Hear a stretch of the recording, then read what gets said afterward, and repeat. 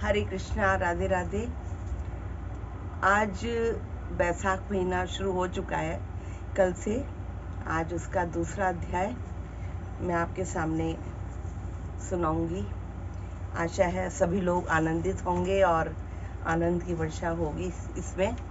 पहले एक छोटा सा संकीर्तन।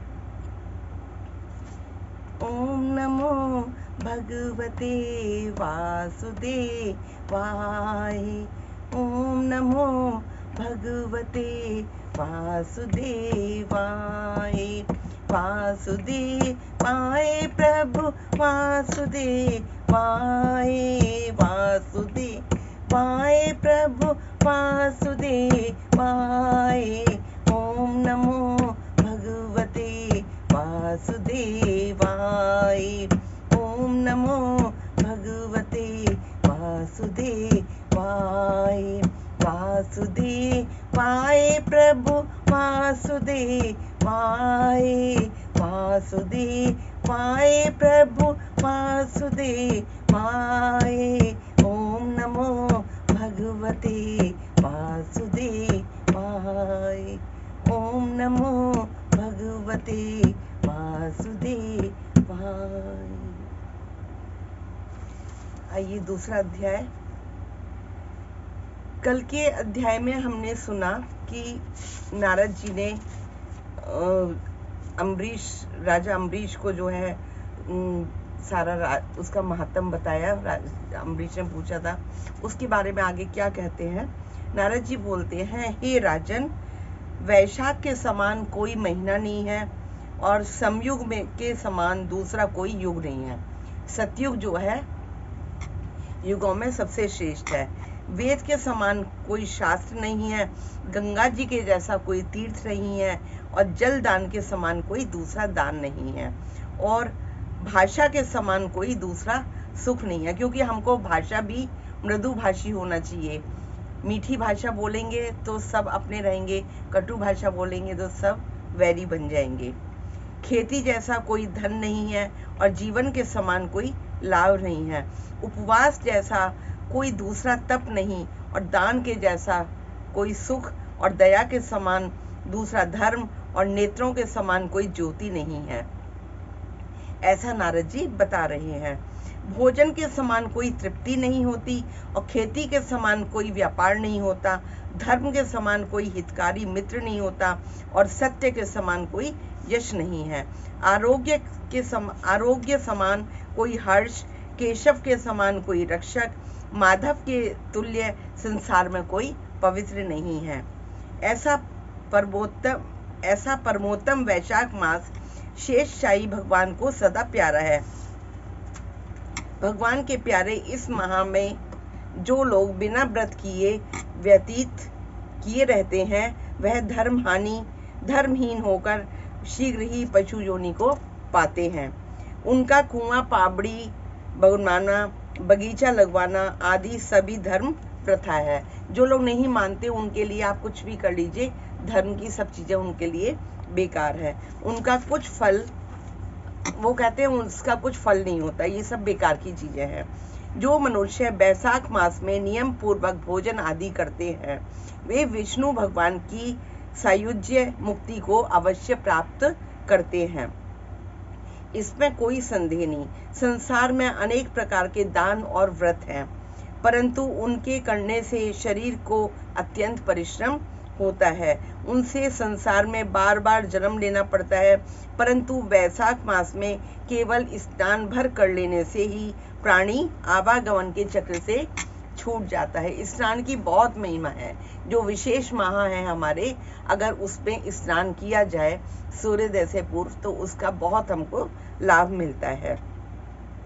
सब दान करने से जो पुण्य होता है, संपूर्ण तीर्थों में स्नान करने से जो फल मिलता है, वो सब वैशाख मास में केवल जल दान करने से ही मिल जाता है। कितना सरल है कि प्यासे को अगर हम पानी पिला दें तो उसकी जो तृषा है वो मिटती है, तृप्ति उसको मिलती है। तो वो उसके निकली हुई अंदर से आवाज़ जो निकलती है, दुआएं निकलती हैं, वो कहीं ना कहीं हमारे लिए फलीभूत हो जाती हैं। जिसमें जलदान करने की सामर्थ्य ना हो, वे ऐश्वर्य की इच्छा करने वाले दूसरों से कहकर जलदान कराएं। अगर आप नहीं कर सकते हैं, इतनी सामर्थ्य नहीं है और आपकी इच्छा है, तो थोड़ा सा जरा सा हिसाब लगा दे और दूसरे को प्रेरित करें कि आप जलदान कीजिए। वो करेगा तो उससे भी आपको पुण्य मिलेगा, क्योंकि आपने उसको प्रेरित किया। वह कर्म भी सब दानों से अधिक है। तराजू के पलड़े में सब प्रकार के दान और दूसरे जलदान रखकर तोले तो जलदान ही भारी निकलेगा। जो यात्रियों के लिए प्याऊ लगाकर जलदान करते हैं, जो यात्रियों के लिए प्याऊ लगा के जलदान करते हैं, वह अपने करोड़ों कुल का उद्धार करके विष्णु लोक को जाते हैं। हे राजन, प्याऊ लगाने से देवता, पितृ और ऋषि सब निसंदेह अधिक प्रसन्न होते हैं।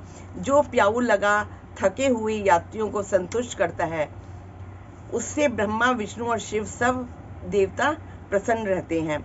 जो जल की इच्छा हो, जिसको जल की इच्छा हो और जलदान करे, तो छाया की इच्छा हो तो छतरी दे। राजन, वो विजन की इच्छा हो तो वैशाख में पंखा दान करे। कहने का मतलब है कि जब हम जाएंगे, परलोक सिधारेंगे, तो हमें रास्ता चाहिएगा। अगर हमें छाया की इच्छा है तो हमको जो है छतरी देनी चाहिए दान में, और प्यास ना लगे रास्ते में तो हमको जलदान करना चाहिए। और अगर ठंडक की इच्छा है, गर्मी ना लगे, तो उसके लिए विजन की इच्छा है तो वैशाख में पंखा दान करें। जितने दान बताए हैं उनमें जलदान, छत्रदान और पंखा दान सबसे उत्तम है। किसी के जलते हुए पाँव हैं, धूप जैसे आजकल बहुत पड़ रही है, कोई नंगा पाँव है और सामर्थ्य नहीं है उसकी, अगर उसको आप जूते चप्पल का दान करेंगे तो सोचिए उसकी कितनी दुआएं निकलेंगी। जो वैशाख महीने में कुटुंबी ब्राह्मण को जल से भरा हुआ घड़ा नहीं देता, वह चातक की योनि पाता है। जो प्यासे महात्मा को शीतल जल पिलाता है, उसे हे राजन 100 राजसूय यज्ञ करने का फल मिलता है। जो धूप, परिश्रम और पसीना से व्याकुल ब्राह्मण को पंखा से हवा करता है, वह सब पापों से रहित होकर गरुण के समान हो जाता है। जो मनुष्य वैशाख में ब्राह्मण को पंखा नहीं देता, वह अनेक प्रकार के वात रोगों से पीड़ित होकर नरक भोगता है। जो थके हुए ब्राह्मण की वस्त्र से हवा करता है, वह सब पापों से छूट करे विष्णु भगवान के सायुज्य, मतलब विष्णु भगवान के पास मुक्ति पाता है। और जो शुद्ध मन से ताड़ का पंखा देते हैं, वे सब पापों से छूट के विष्णु लोक को जाते हैं, वो रोग मुक्त हो जाते हैं। परंतु श्रम दूर करने वाले पंखे का दान नहीं करते।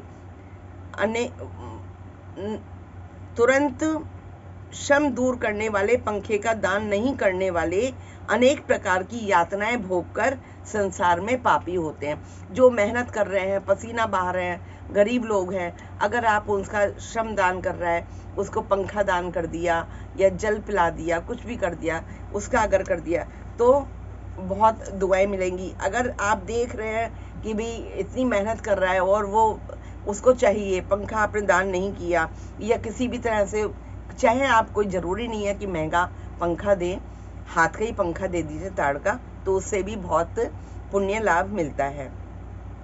हे राजेंद्र, आध्यात्मिक दुख की शांति निमित्त वैशाख मास में छतरी दान करना उचित है। जो मनुष्य विष्णु भगवान के प्यारे इस वैशाख मास में छतरी दान नहीं करते, उनको कहीं छाया भी नहीं मिलती और वे महाक्रूर पिशाच बन के पृथ्वी पर घूमते हैं। वैशाख में जो खड़ाऊ दान करते हैं या जूता चप्पल दान करते हैं, वे यमदूतों का तिरस्कार करके विष्णु लोक को जाते हैं। जो वैशाख मास में जूता दान करते हैं, उन्हें नरक की यातना नहीं भोगनी पड़ती और ना उसे संसार के दुख सताते हैं। ब्राह्मण के याचना करने पर खड़ाऊ दान करने वाला पृथ्वी पर करोड़ जन्म तक राजा होता है। जो मार्ग में श्रम को दूर करने के लिए स्थान बनवाता है, उसका फल वर्णन करने में ब्रह्मा जी भी असमर्थ हैं। दोपहर को जो किसी अतिथि या ब्राह्मण जो भी मिलता है, उसको अगर भोजन करवाता है तो ब्रह्मा जी भी उसका वर्णन नहीं कर सकते, इतना पुण्य मिलता है। हे राजन, अन्नदान मनुष्य को तत्काल तृप्ति करने वाला है। संसार में अन्नदान के समान कोई दान नहीं है। जो मनुष्य मार्ग में थके हुए ब्राह्मण को आसरा देता है, उसके पुण्य करने की ब्रह्मा में भी सामर्थ्य नहीं है। भूखे मनुष्य को स्त्री, पुत्र और घर, वस्त्र, अलंकार, आभूषण कुछ भी अच्छे नहीं लगते। पेट भरने के बाद उसको सब कुछ अच्छा लगता है, भूखे में तो कुछ भी नहीं अच्छा लगता किसी को। इसीलिए अन्नदान के समान ना कुछ हुआ ना आगे होगा। जो वैशाख में थके हुए ब्राह्मण को अन्नदान नहीं देता, वह पिशाच बनकर पृथ्वी पर अपना ही मांस खाता फिरता है। इसलिए ब्राह्मण को यथाशक्ति अन्न जरूर देना चाहिए। हे राजन, अन्नदाता माता पिता को भी भुला देती है। वह दानी ही को अपना सर्वस्व समझने लगता है। अन्नदाता में इतनी शक्ति होती है कि अगर आपने किसी भूखे को अन्नदान दे दिया तो वो अपने माता पिता को भी भूल जाएगा, वो आपका उपकार सदा मानेगा, वो ही सब कुछ मानेगा कि यही मेरा अन्नदाता है, इसी ने मेरा पेट भरा है। इससे त्रिलोकी भी सब अन्न की ही प्रशंसा करते हैं। माता पिता तो केवल जन्म देते हैं, परंतु पंडित लोग संसार में अन्न के दानी को ही पिता कहते हैं। हे राजन, अन्नदाता में सब धर्म निवास करते हैं। इति द्वितीय अध्याय संपूर्ण। बोलिए बांके बिहारी लाल की जय। जय जय श्री राधे, जय जय श्री राधे। वैशाख मास की बहुत बहुत शुभकामनाएं। वैशाख मास की जय हो। जय जय श्री राधे।